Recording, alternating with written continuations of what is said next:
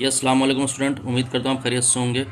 तो आज के इस लेक्चर में हम एक्सरसाइज 4.5 क्वेश्चन नंबर 7 और 8 सॉल्व करेंगे। और 7 और 8 में हमसे कह रहा है कि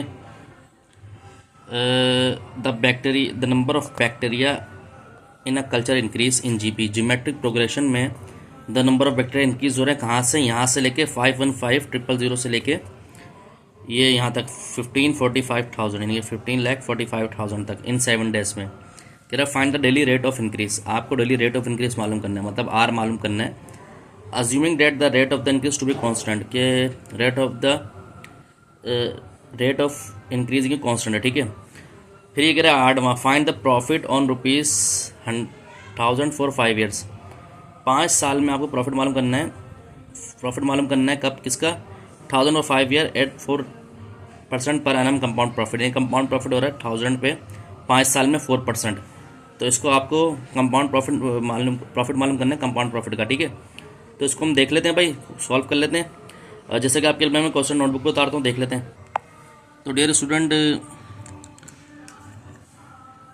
ये क्वेश्चन है हमारे पास। तो आपको पता है कि यहाँ से यहाँ तक इंक्रीज हुआ जीपी में है। तो जीपी का फॉर्मूला होता है AN is equal to ARN-1, ठीक है। ये जनरल फार्मूला इसका ये है। अब देखें कहाँ से इंक्रीज हुआ है, यहाँ से इंक्रीज हुआ यहाँ तक। तो ये फर्स्ट टर्म है, तो इसका मतलब लास्ट टर्म है।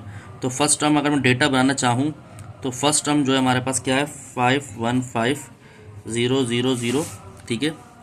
और उसके बाद AN हमारे पास कितना है भाई, 1545, और यहाँ पर भी 3 0। आर हमें मालूम करना है, ठीक है। और नंबर ऑफ डेज हमें बोला 7 डेज में, तो 7 डेज है। अब देखिए मैं यहाँ 7 रखूँगा, 7 - 1 6 हो जाएगा। तो इसका मतलब है कि डेज मुझे 8 रखना है। तो N इज इक्वल टू 8 रखना है, ठीक है। तो फॉर्मूला पुट कर लेते हैं भाई। तो ये हो गया 51545,000 इज इक्वल टू 51530। आर मालूम करना है और N कितना है, 8 - 1, ठीक है भाई। तो अब 1545 और ये 000 ऐसे ही रहेगा, और यहाँ पर 515,000 ऐसे आया। यहाँ इज इक्वल टू आर, ये पावर हो गई 7, ठीक है। अच्छा 3 0 कैंसिल होगा स्टूडेंट, ठीक है। अब आप यहाँ पर ये देखना चाहेंगे कि अगर मैं यहाँ पर ये करूँ 1545 डिवाइड करूँ 515 से, तो ये 3 आ जाएगा, सही है। यहाँ पर आएगा 3, तो 3 इज इक्वल टू आर की पावर 7। तो आर 7 इज इक्वल टू 3। अब इसके लिए इसकी पावर 7 आने के लिए हम रूट ले लेते हैं इसका। आर की पावर 7/7 इक्वल टू 3 की पावर 3√7। देखिए भाई 7 से ये 7 कैंसिल हो गया रूट, तो यहाँ बचा आर इज इक्वल टू 3 की पावर 1/7, जो कि अगर मैं आपको लिखना चाहूँ तो 3 की पावर 1/7 जो आता है हमारे पास 1.16, तो इनके 1.169, ठीक है। ये हमारे पास रेट आ गया, ठीक है। अब देखें find the profit on rupees, सही है, मालूम करना है। तो भाई रेट दिया हुआ है 4% इंक्रीज़ हो रहा है फ्री पर एनम। तो आर क्या होता है, 100% तो होता है हमारे पास, उस पर हम क्या कर रहे हैं +4% इंक्रीज़ कर रहे हैं। तो आर हमारे पास आ गया 104%।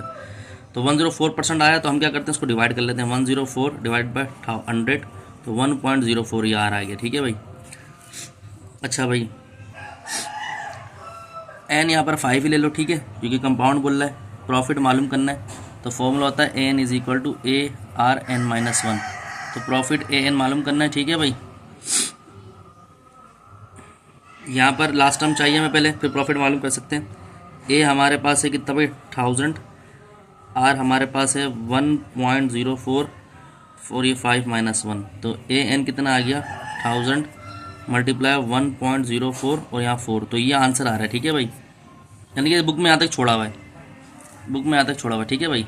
अब प्रॉफिट के लिए क्या करते हैं भाई,